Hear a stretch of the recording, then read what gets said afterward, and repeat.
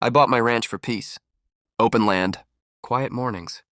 No neighbors close enough to complain about dust, tractors, or cattle. So imagine my confusion when 6 months after moving in, a police cruiser rolled up my long gravel drive, lights on. 2 officers stepped out. And the first thing one of them said was, "Sir, the HOA is claiming you're trespassing on their property."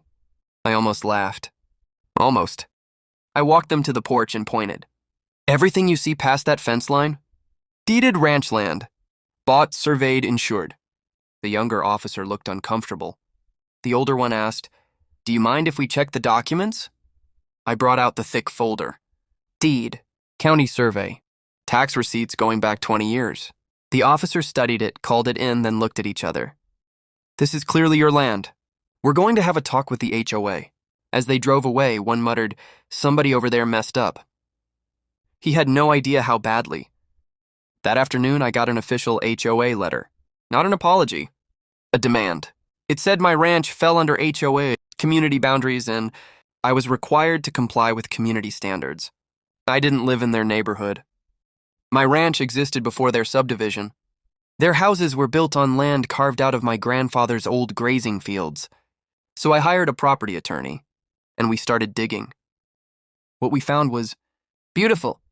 10 years earlier, when the developer built the HOA, they had filed an expanded boundary map with the county, quietly.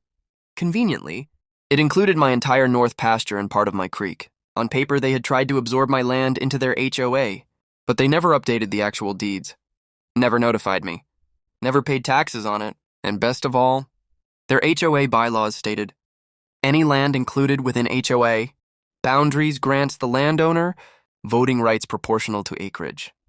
My ranch was larger than the entire neighborhood combined. So instead of suing, I waited. The HOA scheduled a compliance hearing against me. They invited residents. They invited their lawyer. They even invited the police again. I showed up in boots, jeans, and with a rolling cart of documents.